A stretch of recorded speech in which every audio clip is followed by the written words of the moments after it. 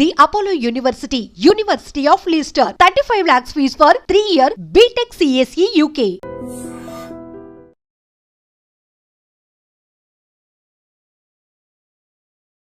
రేవంత్ రెడ్డి గారిలో నాకు మంచి లక్షణం ఏంటంటే మిగతా వెళ్ళడంలో కూడా మనసులో అంతా చెప్పేస్తాడు. బోళ్ళ మనిషి. ఇది చెప్పింది వాస్తవమే. పార్టీలకు అతీతంగా మీరు ఏ పార్టీనైనా మీరు కూర్చోండి, ఎమ్మెల్యేలు కానీ, ఎంపీలు కానీ, మంత్రులు కానీ, ముఖ్యమంత్రులు కానీ, పార్టీలు మర్చిపోండి. ప్రైవేట్ కానీ పబ్లిక్ అందరూ చెప్పలేకపోవచ్చు, కానీ అందరి మనసుల్లో ఏ వేదన ఉన్నది. అరే ఇంత డబ్బులు వసూలు చేస్తున్నాం, పన్నుల డబ్బులు, ఈ ప్రజలకి ఇన్ని మాటలు చెప్పి ఓట్లు తీసుకుంటున్నాము, ఇన్ని హామీలు ఇస్తున్నాము, మరి ఈ ప్రజల జీవితాన్ని బాగు చేయడం కోసం పని కావాలని చెప్పంటే ప్రతిదానికి అడ్డంకులు వస్తున్నాయి అన్న భావన అది లేనటువంటి మంత్రి కానీ, ఎమ్మెల్యే కానీ, ఎంపీ కానీ భారతదేశంలో లేరు. అయినా కూడా వ్యవస్థ నడుస్తుందంటే కొంతమంది సామర్థ్యం వల్ల, చిత్తశుద్ధి వల్ల, దేశభక్తి వల్ల నడుస్తుంది. కానీ కొంతమంది ఎంత భారం మోస్తారు, ఎన్ని పనులు చేయగలుగుతారు? కాబట్టి ఖచ్చితంగా అధికార యంత్రాంగం ముఖ్యంగా ఎంత పై స్థాయిలో ఉంటే అంత బాధ్యత మేమే ఎక్కువ. నాయకత్వాన్ని ఇచ్చే బాధ్యత మీద, ప్రమాణాలను నెరవేర్పే బాధ్యత మీద, మిగతా వాళ్ళని జవాబుదారీగా చేయాల్సిన బాధ్యత మీద. అందులో మన దేశంలో అధికార యంత్రాంగానికి ఉన్నంత గౌరవం, ఇంత రక్షణ ప్రపంచంలో ఎక్కడా లేదు. రాజ్యాంగంలోనే పెట్టాం. ఒకసారి ఉద్యోగం వచ్చాక ఆ జీవితం పొడుగుతా మీకు మీరేం పని చేయకపోయినా కూడా ప్రమోషన్లు గ్యారంటీ, టైం బౌండ్గా, పదోన్నతులు గ్యారంటీ, పదవులు గ్యారంటీ. అలాగే ఉద్యోగాన్ని తీసిన దాఖలా దాదాపు ఏ ఉండవు. మీరు ఎంత అసమర్థులైనా, ఎన్నో సందర్భాలు అవినీతి ఉన్నా కూడా ఏం జరగదు పెద్దగా. ఊరికే 2 నెలలు ఎవరన్నా ఉంటే 2 రోజుల కోసం మాట్లాడతారు, అంతే, ఇంకేం జరగదు. అన్ని కీలకమైన ఉద్యోగాలు మీ చేతుల్లోనే. అది ఎలాగో ముఖ్యమంత్రులకు కూడా తెలియదు ఎందుకు అలా జరిగిందో. కార్డర్ రూల్స్ అని పెట్టేసి, కార్డర్డ్ పోస్ట్ అని పెట్టాను, కార్డర్డ్ పోస్ట్ అని పెట్టేసి రకరకాల రూపాలతో ప్రభుత్వాలకు కూడా అర్థం కాని రీతిలో కీలకమైన పదవులన్నీ మీకే. మరి సమాజం ఇంత గౌరవాన్ని, ఇంత రక్షణని ఇచ్చినప్పుడు, నెత్తిని పెట్టుకున్నప్పుడు మిమ్మల్ని, ఈ సమాజానికి మనమే ఇస్తున్నాం తిరిగి. ఆ రకంగా చూస్తే ఒక చిన్న ఉదాహరణ, హైదరాబాద్ నగరం నీళ్లు చూడండి.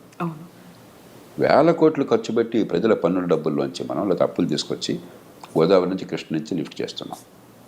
దేశంలో ఏ నగరానికి లేని సౌకర్యం హైదరాబాద్కు ఉన్నది. మంచినీళ్ళ విషయంలో 2 మహానదులు 2 పక్కన ఉన్నాయి కాబట్టి కృష్ణా, గోదావరి, మరి చాలా వేల కోట్లు ఖర్చు పెట్టి అక్కడి నుంచి లిఫ్ట్ చేసి ఏర్పాటు చేసాము, నీళ్ళు వస్తున్నాయి. ఆ నీళ్ళలో 45% నీళ్లు మన ఇంటికి రాకుండా మూసిలో కలిసిపోతున్నాయి. ఇంతకంటే నేర సమాన నిర్లక్ష్యం ఇంకేమన్నా ఉందా?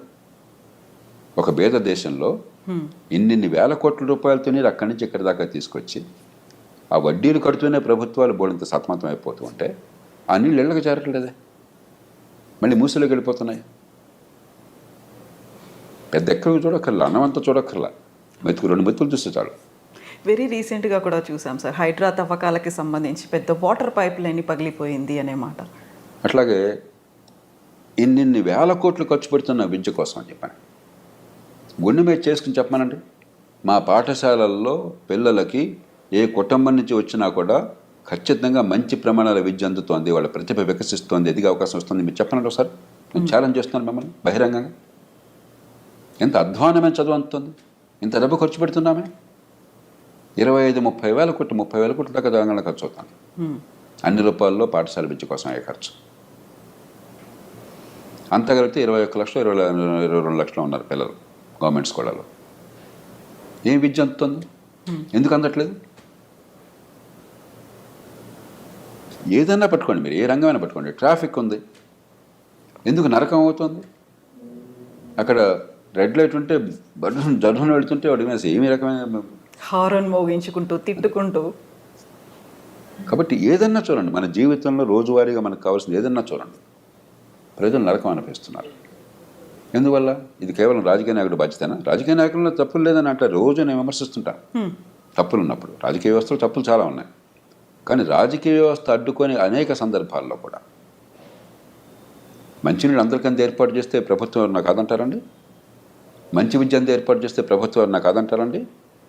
ట్రాన్స్పోర్ట్ సిస్టమ్ బాగా ఇంప్రూవ్ చేసి అందరికీ సౌకర్యం కలిగిస్తే ఏ ప్రభుత్వం నాకు కాదంటుందండి? వేరే విషయాలు జోక్యం చేసుకోవచ్చు, వాళ్ళ లాభం కోసమో వాళ్ళ స్వార్థం కోసమో. ప్రజలందరికీ మంచి సౌకర్యాల కోసం ప్రజలు ఇచ్చిన డబ్బుతో సరిగ్గా అందజేస్తే ప్రభుత్వానికి కీర్తి వస్తుంది, ఓట్లు వస్తాయి కదా. ఏమన్నా కాదంటారా? ఏ మంత్రులన్నా కాదంటారా? ఏ ఎమ్మెల్యేనా కాదంటారా?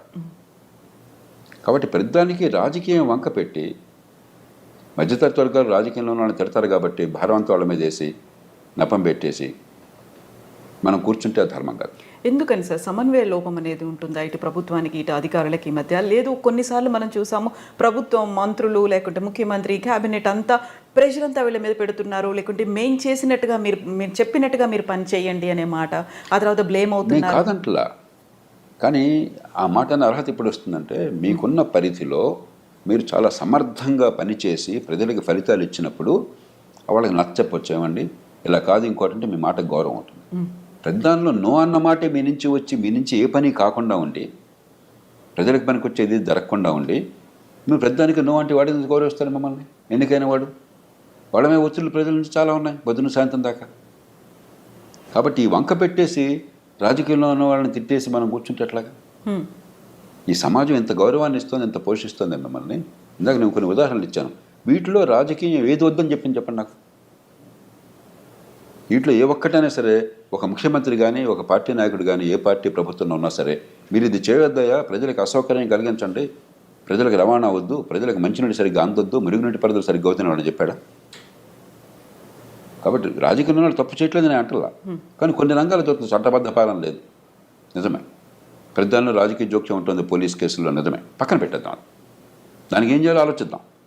కానీ అదేం లేకుండా చాలా రంగాలు ఉన్నాయి. అక్కడ మీరేం చేస్తున్నారు, ఎందుకు చేయటం లేదు? అంచేత ఎవరినో బాధ్యులుగా చేస్తే లాభం లేదు. దీనికి మనందరం బయట ఉన్న వాళ్ళం కూడా సమిష్టిగా బాధ్యత తీసుకోవాలి. రాజకీయంలో ఉన్న వాళ్ళు సహజంగా ఎన్నికైన వాళ్ళు బాధ్యత మనం పెట్టాం కాబట్టి వాళ్ళ బాధ్యత తీసుకోవాలి, దాని అనుమానం లేదు. కానీ పాలనా యంత్రాంగం, న్యాయ వ్యవస్థ, పత్రికా ప్రపంచం,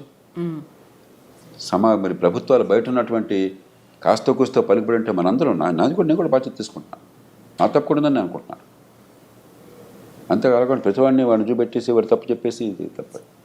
ముఖ్యమంత్రి గారు ఆవేదన నిజమైనది, దేశమంతా ఉన్నది, సహేతుకమైనది. ఖచ్చితంగా పాలనా యంత్రాంగంలో మౌలికమైన ప్రక్షాళన కావాలి, మౌలికమైన మార్పు కావాలి. ఈ పద్ధతి కొనసాగిస్తే ఇప్పుడు కొన్ని సినిమాల్లో చూస్తే, ఈ మధ్య ఒక సినిమా నేను మా శ్రీమతి చూస్తూ నేను ఒక 2 నిమిషాలు చూస్తే నాకు వాంతి వచ్చినట్టు. ఏ సినిమా చూసారు సార్ మీరు? వాడు అధికారిని వేశారట ఎన్నికల కోసం అని చెప్పని, వాడొచ్చి బస్తమే సవాలని చెప్పని, నువ్వెవడవయా ముఖ్యమంత్రివి, లేకపోతే నువ్వెవడవయా మంత్రివి, నేను 35 ఏళ్ళు ఉంటాను, నేను అంత తెలుస్తాను అంటాడు. అది నిజంగా జనం తప్పట్టు పడతారు గొప్ప అనుకుని. ఇదే ప్రజాస్వామ్యం, ఇదే అధికారుల అహంకారం, ఇదే రాజ్యాంగం. మనం ఒక చాలా విచిత్ర వాతావరణాన్ని సృష్టిస్తున్నాం ఈ దేశం. నాకు ఇది వాంతి వచ్చింది అది చూస్తే. దీనిలో అసలు ప్రజాస్వామ్య స్పృహ ఏంటి, రాజ్యాంగ స్పృహ ఏంటి, మంచి పరిపాలన గురించి అవగాహన ఏంటి, ఇదే మన ప్రజలకు చెప్తున్నది. ఎంత అజ్ఞానాన్ని మనం పెంచుతున్నాం ఈ దేశంలో. అలాగే ఈ పదవుల కోసం పడితే వెంపర్లట 15 లక్షల మంది పోటీ పడ్డం ఐఏఎస్ కోసం అని చెప్పని, జీవితం అంతా త్యాగం చేయడం, ఒక 5 ఏళ్ళు 10 ఏళ్ళు. అంత ఈజీ కాదు ఐఏఎస్ ఐపీఎస్ ఆఫీసర్లు అవడము అనేది ఉంటుంది కదా సార్, చాలా కష్టపడితే వచ్చారు. ఇంత కష్టపడి వచ్చిన తర్వాత మీరు ఉద్ధరించింది ఏంటట? కరెక్టే, ఉద్ధరించింది ఏంటట? ఎందుకని జరగట్లేదు ఫలితాలు? నేను కోపంతో చెప్పట్లా, ద్వేషంతో చెప్పట్లా. నేను ఆ పదవుల్లో ఉన్నవాడిని, నేను నిస్పృహతో బయటకు వచ్చినవాడిని కాదు, నిరాశతో పనికి రాకుండా బయటకు వచ్చినవాడిని కాదు, ఫెయిల్ అయిన వాడిని కాదు. నన్ను ఎవరు భారతదేశంలో ఒక అధికారిగా ఫెయిల్ అయిన ఎవరో ఏ మనిషిని అనుకోవట్లా.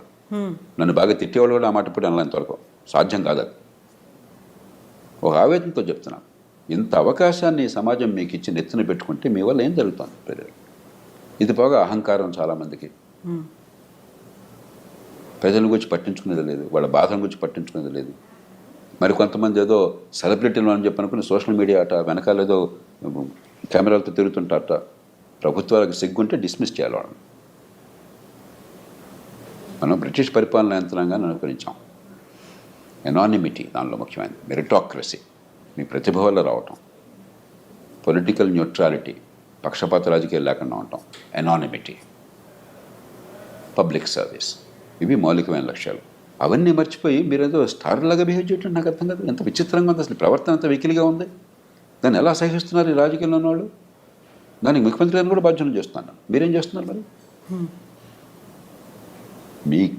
మీ ఆధీనంలో పరిపాలన యంత్రాంగం అంటే వాళ్ళలో క్రమశిక్షణ పెట్టి కొన్ని ఏ రకంగా చేస్తే మేము గౌరవిస్తాం, ఏ రకంగా చేస్తే మేము ఊరుకోమని చెప్పిన సంకేతాన్ని ఇచ్చే బాధ్యత మీకు కూడా ఉంది. సో ఈ మధ్యన ఒక ఇన్సిడెంట్ చూసాము. తెలంగాణ రాష్ట్రంలో ఒక మంత్రి కలెక్టర్ మీద అసహనం వ్యక్తం చేశారు, పబ్లిక్గా వాళ్ళని విమర్శించారు అనే వాదన వినిపించింది. ఆ తర్వాత కలెక్టర్ అక్కడి నుంచి తప్పుకున్నారు, పోస్టులు పెడుతున్నారు అనేది, సో కొటేషన్స్ రూపంలో, మోటివేషనల్ కోట్స్ రూపంలో వస్తున్నాయి అనేది. ఇన్ఫ్లుయెన్స్ ఎవరిని చేస్తున్నారు సార్? నాకు ఈ సంఘటన తెలియదు కాబట్టి దాని గురించి పూర్వాపరాలు తెలియకుండా మాట్లాడాను. మనకేమిటంటే 2 విషయాలు మనకు చాలా స్పష్టత ఉండాలి. ప్రజాస్వామ్య సమాజంలో తుది బాధ్యత వహించేది ఎన్నికైన ప్రభుత్వము, ఎన్నికైన ప్రతినిధులు.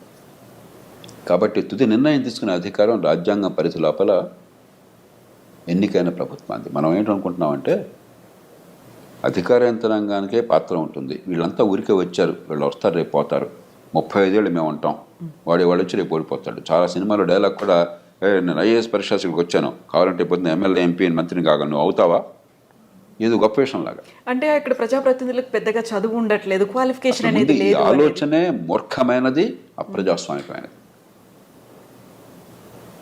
అవాస్తవమైనది. ఒకరోజు పరీక్ష రాసిన మాత్రం చేత గొప్పవాడు కాలేడు ఎవడొకడు. ఆ రోజు నువ్వు చదువుకున్నవి వచ్చి ఉండొచ్చు, నువ్వు బాగా బట్టి ఉండొచ్చు, లేకపోతే ఎగ్జామినర్ ఆ రోజు సంతోషంగా ఉండొచ్చు. నిజంగా ప్రస్తుతం ఉన్నటువంటి సమాజం దేనికి ప్రయారిటీ ఇస్తుంది? ఆర్థిక సంబంధాల చుట్టూ మాత్రమే తిరుగుతోంది. మళ్ళీ ఎన్నికలంగానే చాలా విరక్తి కలుగుతాను.